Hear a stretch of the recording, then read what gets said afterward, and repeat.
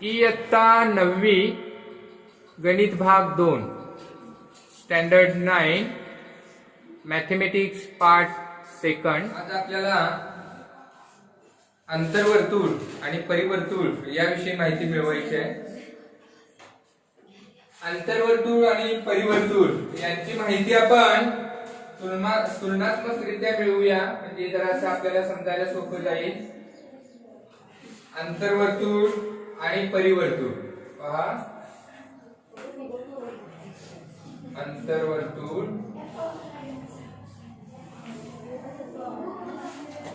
आणि इथे घेऊ परिवर्तुळ। हा, अंतर्वर्तुळ कशाला म्हणायचं बघा, त्रिकोणाच्या तिन्ही बाजूंना स्पर्श करणाऱ्या वर्तुळाला अंतर्वर्तुळ असे म्हणतात। म्हणजे असा त्रिकोण घेतला तर त्याच्या तिन्ही बाजूंना स्पर्श करणाऱ्या वर्तुळाला अंतर्वर्तुळ असे म्हणतात। आणि त्याचं जे केंद्र असतं तर त्याला अंतर्वर्तुळ केंद्र, या केंद्राला अंतर्वर्तुळ केंद्र किंवा त्यालाच अंतर्मध्य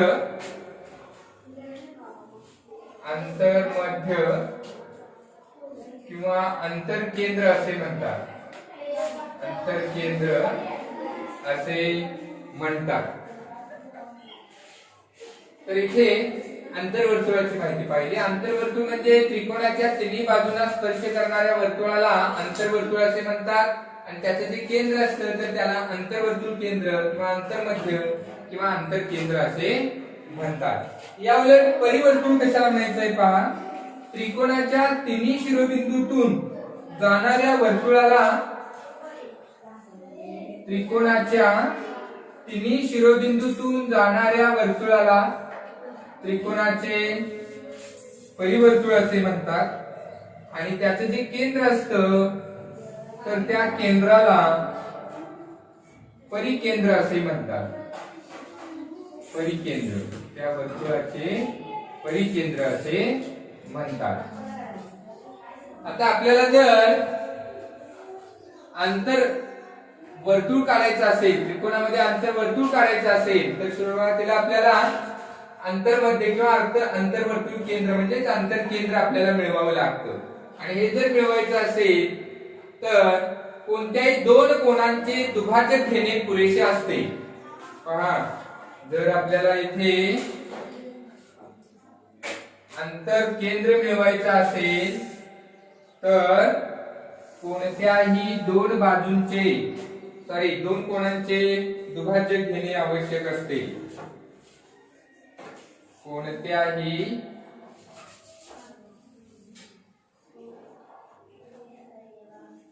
अंतरकेंद्र मिळवण्यासाठी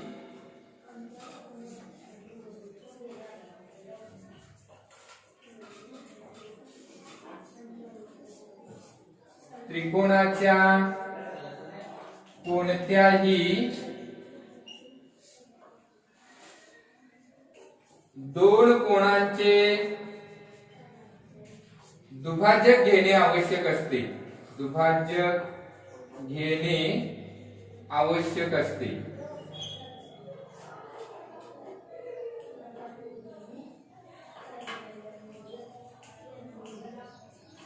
याउलट आपल्याला परिकेंद्र जर मिळवायचं असेल तर परिकेंद्र मिळवण्यासाठी आपल्याला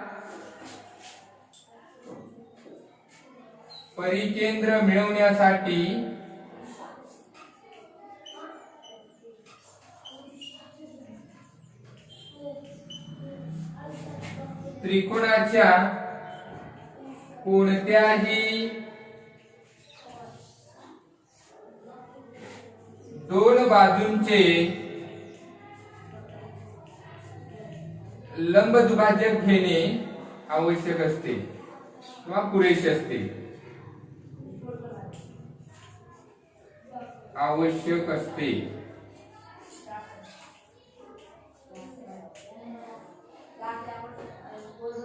म्हणजेच आपण इथे जर अंतरकेंद्र आपल्याला काढायचं असेल तर त्रिकोणाचे कोणतेही दोन कोन, तिन्ही कोणापैकी कोणतेही दोन कोणांचे दुभाजक घ्यायचे, तर ते जिथे छेदतात तो बिंदू म्हणजे अंतरकेंद्र असतं. या उलट त्रिकोणाच्या कोणत्याही दोन बाजूंचे जर लंब दुभाजक घेतले तर ते जिथे छेदतात तर तो बिंदू म्हणजे परिकेंद्र असतं. आणि एकदा का आपल्याला इथे अंतरकेंद्र मिळालं तर इथून हे लंब अंतर टाकून आपण एवढी त्रिज्या घेऊन आपण हे वर्तुळ काढू शकतो. ते वर्तुळ त्रिकोणाच्या तिन्ही बाजूंना स्पर्श करेल. तसं एकदा का परिकेंद्र मिळालं तर परिकेंद्रापासून कोणत्याही एका शिरोबिंदू पर्यंतचं अंतर हे त्रिज्या घेऊन आपण जर वर्तुळ काढलं तर ते त्या त्रिकोणाच्या तिन्ही शिरोबिंदूतून जाईल, म्हणजे ते परिवर्तुळ मिळेल. आता जर त्रिकोणाचे प्रकार वेगवेगळे आहेत तर अशा वेळी अंतरकेंद्र आणि परिकेंद्र कुठे असतं तर याचा आपल्याला अभ्यास करायचा आहे. जर लघुकोन त्रिकोण असेल, पहा आता इथे मी लिहितो, लघुकोन त्रिकोणासाठी लघुकोन त्रिकोण जर असेल, लघुकोन त्रिकोण समजा असा जर आपण लघुकोन त्रिकोण घेतला आणि त्याचं जर अंतर्वर्तुळ काढलं तर अर्थातच त्याचं जे अंतरकेंद्र असणार आहे ते अंतर्भागातच येणार आहे. अंतरकेंद्र अंतर्भागातच येणार, अंतर्भागात. इकडे पहा परिवर्तुळ काढताना काय होईल तर इथे आपण इथे काय होईल पहा, जर आपण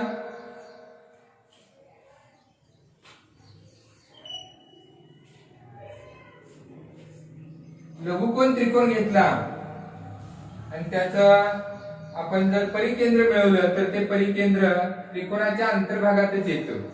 परिकेंद्र त्रिकोणाच्या अंतर्भागातच येणार.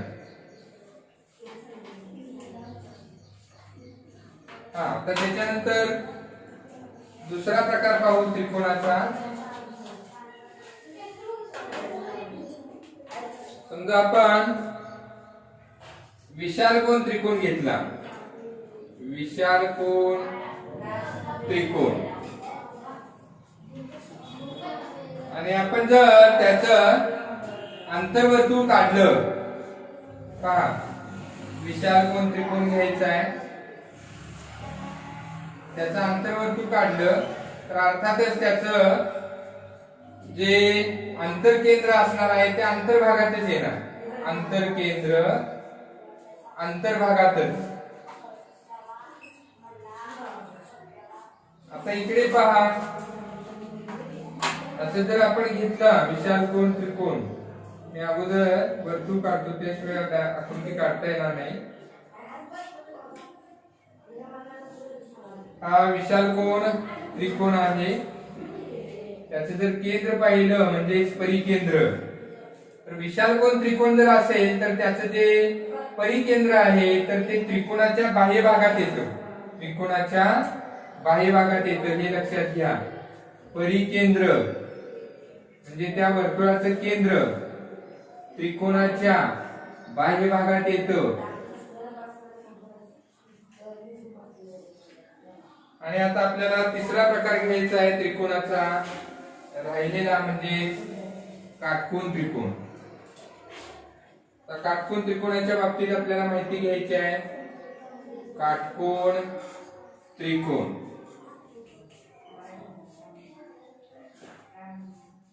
जर का आपण काटकोन त्रिकोण घेतला आणि याचं जर आपण अंतर्वर्तुळ काढलं तर अर्थातच त्याचं अंतरकेंद्र जे आहे ते अर्थातच अंतर्भागातच येणार आहे.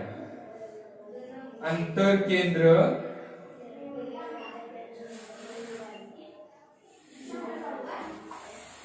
अंतर्भागातच. आता इकडे पहा, जर इथे काटकोन त्रिकोण घेतला तर इथे अगोदर मी वर्तुळ काढतो, त्याशिवाय काढता येणार नाही.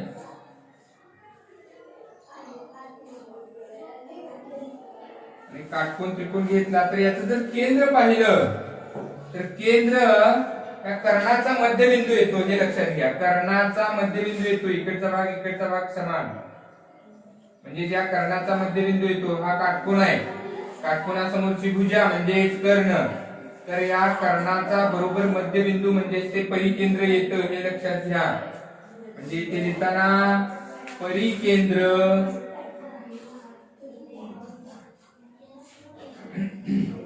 कर्णाचा मध्यबिंदू असतो. कर्णाचा मध्यबिंदू असतो. तर शॉर्टकट मध्ये आपण इथे अंतर्वर्तुळ आणि परिवर्तुळ तर यांची तुलनात्मक आपण माहिती इथे पाहिलेली आहे. अंतर्वर्तुळ कोणाला म्हणायचं? जे वर्तुळ त्रिकोणाच्या बाजूला स्पर्श करते त्या वर्तुळाला अंतर्वर्तुळ असं म्हणतात. आणि त्याचं जे केंद्र असतं त्याला अंतर्वर्तुळ केंद्र किंवा अंतर्मध्य किंवा अंतरकेंद्र असं म्हणतात.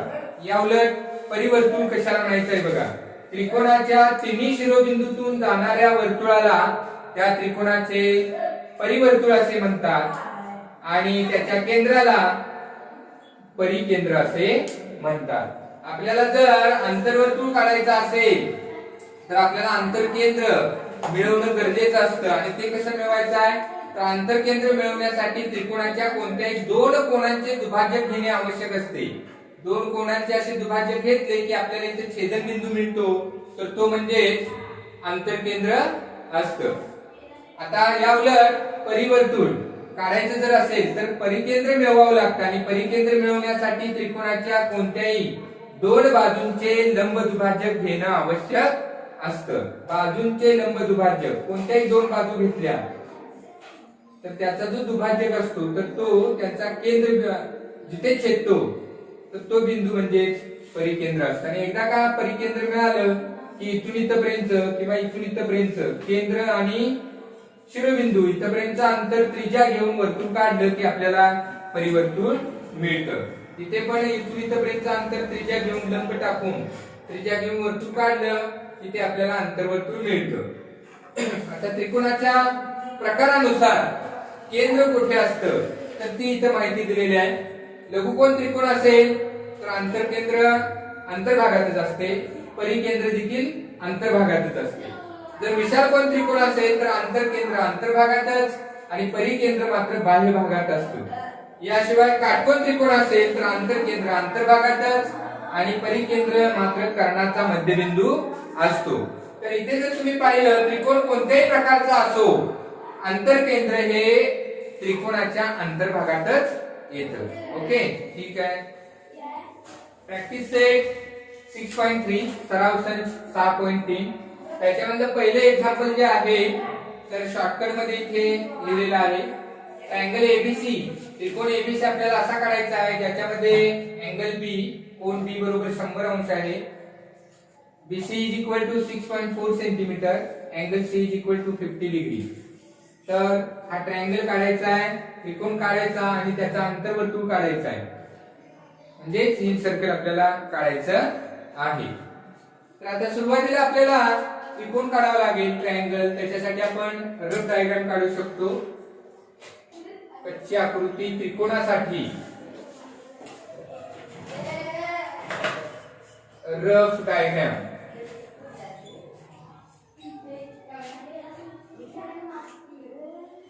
तर आता इथे पहा, रफ डायग्राम हाताने काढायचे असते. आपल्याला इथे ट्रायंगल एबीसी घ्यायचा आहे. बीसी बेस घेऊ शकतो आपण, म्हणजे पाया घेऊ शकतो आणि दोन्ही बाजूचे कोण आहेत तर इथे बेस अँगल्स आहेत, म्हणजे पायालगतचे कोण दिलेले आहेत. अँगल बी दिलेला आहे, अँगल सी दिलेला आहे. तर आपण हा बेस घेऊ. तर सुरुवातीला आपल्याला इथे बेस काढायचा आहे बीसी 6.4 सेंटीमीटरचा. नंतर अँगल बी इथे 100 अंशाचा घ्यायचा आहे, 100 डिग्रीचा. आणखी अँगल सी जो आहे तर तो 50 अंशाचा घ्यायचा आहे, इथून 50 अंशाचा असा अशा टाईपचा त्रिकोण होईल इथे. हा, तर सुरुवात आपल्याला इथे स्टार्ट करताना बीसी घ्यायचा आहे 6.4 सेंटीमीटर लांबीचा.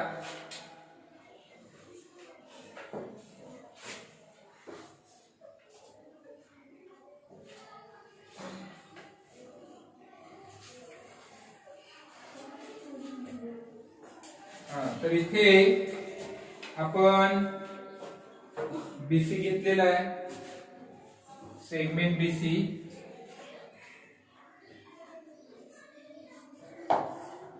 रेषाखंड बीसी, तर याची लांबी आहे 6.4 सेंटीमीटर. आता प्रोट्रॅक्टर घ्यायचा आहे कोन मापक, आणि कोन मापकाच्या साहाय्याने आपल्याला इकडे अँगल बी घ्यायचा आहे 100 डिग्रीचा. याच्यावर दोन प्रकारचे मेजरमेंट असतात, इकडून इन्क्रीज होणारे एक असतं, इकडून वाढणारे एक आहे, आणि इकडून वाढणारे एक आहे. तर हे सेंटर बरोबर इथे घ्यायचं आहे, याच्यावरची लाईन याच्यावर कोइन्साइड करायचं आहे, तंतोतंत जुळवायचे आहे.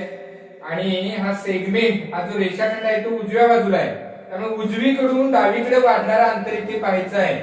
इकडून वाढणारा अंतर 10, 20, 30, 40 असं बरोबर आपल्याला इथे 100 डिग्री म्हणजे 100 अंश घ्यायचा आहे. आणि पट्टीच्या साहाय्याने इथे रे ड्रॉ करायचा आहे, किरण काढायचा आहे. असा किरण काढला तर इथे हा 100 अंशाचा कोन आहे. आता सी पाशी इथे 50 डिग्रीचा अँगल करायचा आहे, कोन मापक प्रोट्रॅक्टर इथे ठेवायचा आहे. आता हा जो सेगमेंट आहे, रेषाखंड आहे, डाव्या बाजूला आहे, त्यामुळे इकडून वाढणारं मेजरमेंट पाहायचं आहे. तर इथे 50 डिग्री येतं. स्केलच्या साहाय्याने, पट्टीच्या साहाय्याने आपण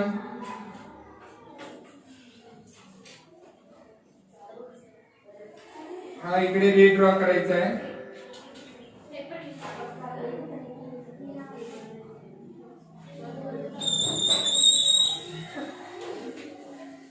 हा वाढवतोय मी इकडे, एकमेकाला इंटरसेक्ट झाले पाहिजे, छेदले पाहिजेत एकमेकाला. तर इथे आपल्याला जो बिंदू मिळाला, तर हा बिंदू म्हणजे ए आहे. तर हा झाला त्रिकोण एबीसी. ते कोणाचं माप लिहितोय मी 50 अंश. तर एकदा का त्रिकोण काढला की आता आपल्याला याचा अंतर्वर्तुळ काढायचा आहे, म्हणजे 3 सर्कल काढायचं आहे. तर त्यासाठी आपल्याला याचे कोणतेही 2 अँगल्स आपल्याला बायसेक्ट करायचे आहेत, म्हणजे त्याचे 2 कोनांचे दुभाजक काढायचे आहेत. त्यासाठी कंपासचा वापर करायचा आहे. कंपासच्या साहाय्याने आपल्याला हे सोडवायचं आहे. कंपास घ्यायचा, मला आता सुरुवातीला हा अँगल बायसेक्ट करायचा आहे, हा कोन दुभागायचा आहे. कोणतंही एक अंतर घ्यायचं आणि दोन्ही बाजूला असे कंस घ्यायचे आहेत. एक सफिशियंट डिस्टन्स घेऊन इकडे आणि इकडे कंस घेतला किंवा पूर्ण असा कंस मारू शकता. त्याच्यानंतर रिकामं टोक इथे ठेवायचं आहे, अंदाजे निम्म्यापेक्षा जास्त, एवढं जे अंतर आहे त्याच्या निम्म्यापेक्षा जास्त अंतर घ्यायचं आहे. इकडे कंस मारायचा आहे. तेच डिस्टन्स चेंज न करता रिकामं टोक इथे ठेवायचं आहे आणि असा कंस मारायचा आहे. हे कंस एकमेकांना, या आर्क्स एकमेकांना जिथे इंटरसेक्ट होतात तर त्या पॉइंट मधून, आणि हा व्हर्टेक्स इकडचा शिरोबिंदू आणि तो पॉइंट ऑफ इंटरसेक्शन याच्यामधून जाणारा रे ड्रॉ करायचा आहे. असा इथे मिळाला. तर हा आपल्याला इथे कोन दुभाजक मिळालेला आहे. तसाच आणखीन एका कोणाचा कोन दुभाजक घ्यायचा आहे कंपासच्या मदतीने. तर इथे पहा मी हा सी चा घेतोय, दोन्ही बाजूला कोणते असे कंस मारायचे किंवा असा पूर्ण कंस मारला तरी चालतो. नंतर अंदाजे निम्म्यापेक्षा जास्त अंतर घेऊन दोन्ही बाजूला असे कंस मारायचे आहेत, असे कंस मारायचे की जिथे एकमेकांना छेदतात तो बिंदू त्याच्यातून जाणारा किरण काढायचा आहे.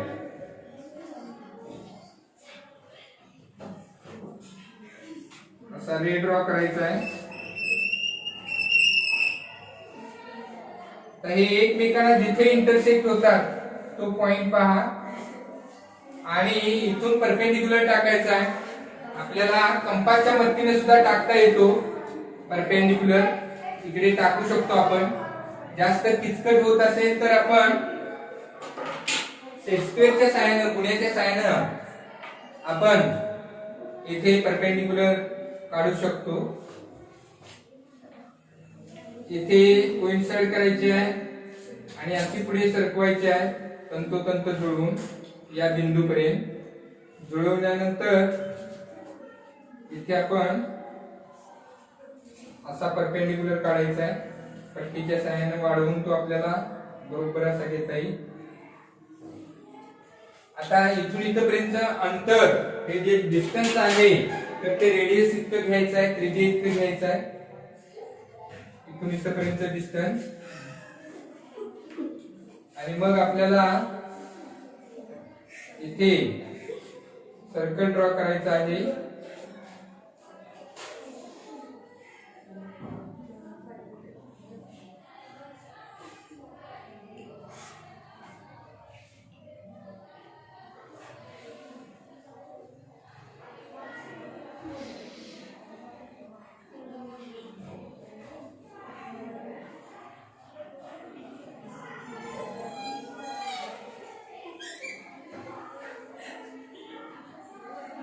तर या पद्धतीने आपल्याला इथे इन सर्कल म्हणजे आपण अंतर्वर्तुळ काढलेलं आहे. तर याला आपण काहीतरी नाव देऊया इथे.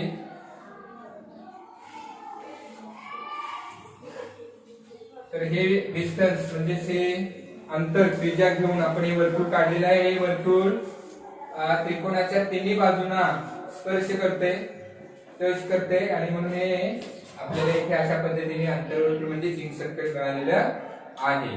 ओके, ठीक आहे. इथे यायचं आहे, ही फायनल डायग्राम आहे. म्हणजे जिथे आपण पक्की डायग्राम काढलेली आहे, पक्की आकृती. ओके.